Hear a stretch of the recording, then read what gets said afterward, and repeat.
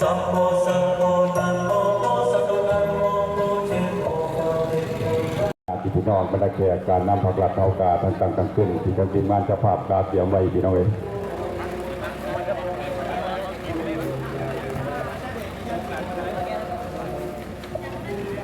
อันมาเลือกกาพาเขาน้ำสางแก้ว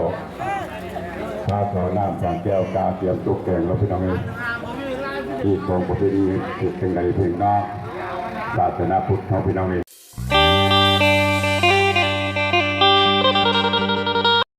ทักทายสบายดีครับบรรยากาศเนาะยามประมาณบ่าย1 โมงของวันที่17เนาะของวันที่17ทางพ่อบ้านพระเลาะก็ได้มาเก็บภาพบรรยากาศในทานผู้ชมหูเห็นแกก็ว่าผมศพเนาะงานปนากิจศพของยายบ่นว่ายายอายุ85 ปีแล้วเนาะที่แรกว่าเพื่อนว่าสีปงมือวันที่18แต่เป็นมันมาเปลี่ยนจังใดว่าเอาที่17ว่าปัจจุบันนี้เพิ่นกำลังกะเตรียมเนาะสิ่งเคลื่อนศพออกจากเงินของผู้เกี่ยวเองมาที่อยู่สุสานเจียมทองเอามารุ่นมาเชียร์ทำกันเด้อเป็นมาเชียร์จังใดปานนั้นใดความประเพณีลาวเฮาเนาะอันนั้นคือว่าพระสงฆ์เนาะพระสงฆ์หรือว่าจั่วแล้วเนาะจั่ววัดจำทองเพิ่นยังมารอเนาะรอเพิ่นสิเคลื่อนศพออกมาจากบ้านหรือว่าเฮือนของเพิ่นเองละจั่วแล้วมาท่าอยู่ที่จำนวนนึงมาท่าอยู่ที่จำนวนนึงยังรอเพิ่นเนาะสั้นกานิมนต์ขึ้นเราทั้งทอพมินทีมงานกาเกียมมะพร้าวไว้กาเกียมมะพร้าวไว้ฟอร์มณีกาทั้งอำนาจการปกครองบ้านเฮาก็จะได้เก็บมาเก่าเขาไว้อะไรถึงเนาะเป็นสัญญากาเกียมเพราะว่าที่นี่กันอากาศการ้อนพี่น้องเองแต่ว่าถึงได้ก็ตามเป็นเนาะกฎเกณฑ์ธรรมศาสตร์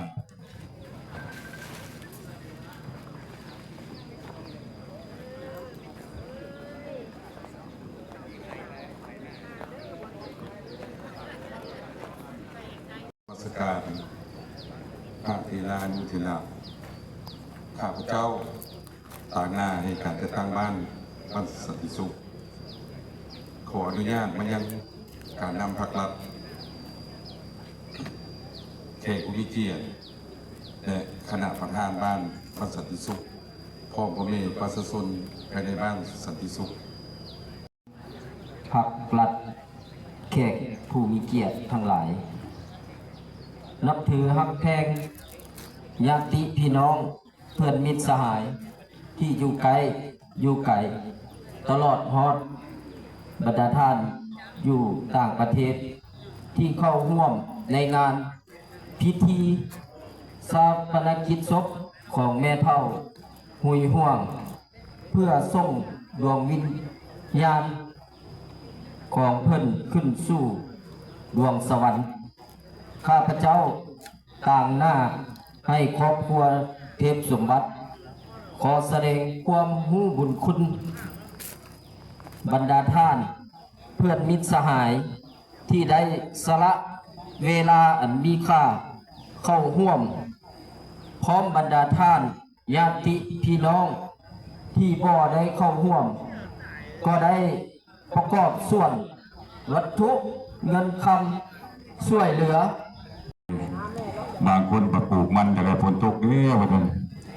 บางคนทำมหาไซเกี่ยวกับนาแซงอาจารย์เลยอย่าพอตกเดี๋ยวเทวดาบ่ทังได้นอนบ่รับเทวดาบ่ทังทางไปนิมนต์ให้ครูบาอาจารย์เอาดอกไม้จันทร์ถวายเพิ่งเย็นเพื่อทรงดวงจิตวิญญาณของแม่ตู่ห้วยห่วงเทพสมบัติเป็นเวลาสุดท้าย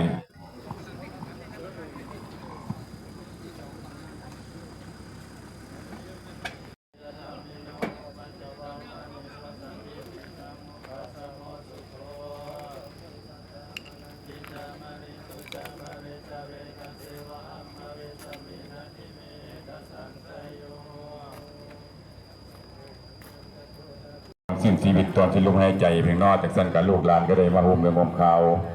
เพื่อสู่ดวงคิดวิญญาณอันนี้ก็พาเรืองขึ้นเพิ่นเราจากสั้นอันนี้บนตัวคู่ตะโกงเขาว่างดอกไม้ถูกเทียนเอาดอกไม้จันทร์ขึ้นไปรถจับคนละอันดอกไม้จันทร์ขึ้นไปรถจวบเก่าโจใหม่ก็ไปพร้อมๆกันรถเข้าไปรถเอาคนละเป็นบ้านคนละเจหลังจาก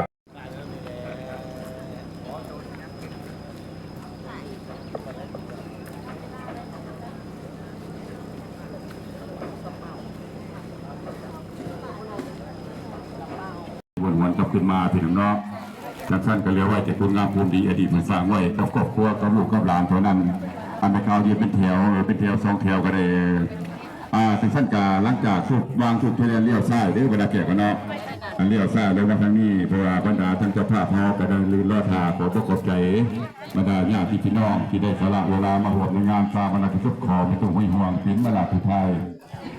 ท่านผู้การจะบอกข่าวต่อพี่น้องทราบทัวที่กันวางทางครอบครัวที่สมบัติพินเวเพิ่นได้ตั้งกองบุญคือเมื่อเกียรติบุตรเป็นวันอังคารวันที่19 เดือน5 2016พิธีเกียรติบุตรพินเวตั้งกองบุญเป็นเนาะ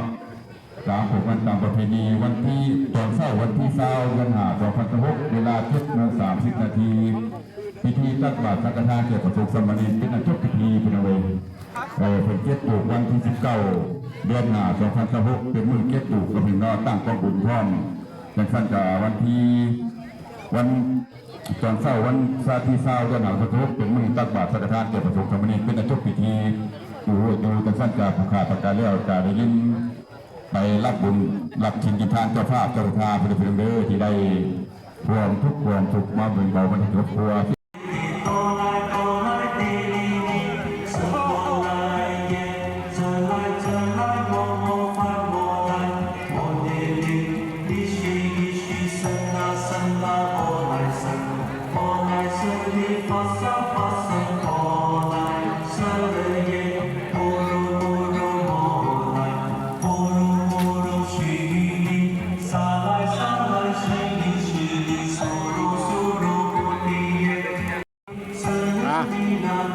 การเก็บภาพเนาะให้ท่านผู้ชมได้รู้เห็นเนาะแต่ว่างานปนกิจศพยายเพิ่นนี่ล่ะ85 ปีนะครับทั้งเม็ดทั้งมวลก็สิพอประมาณนั้นล่ะเนาะเพิ่นก็เข้าสู่ห่มสู่เย็นเรียบร้อยแล้ววางเพลิงฮ้อนแล้วเนาะแล้วก็จ้างนี้ไปทางพ่อบ้านพ่อรอก็อยากขออนุญาตนำ FC เนาะทั้งภายในหรือต่างประเทศขอจบคลิปนี้ไว้เพียงส่ำนี้โอกาสหน้าสิพาท่านผู้ชมไปเบิ่งอันดีๆเนาะคำว่าสบายดีสวัสดี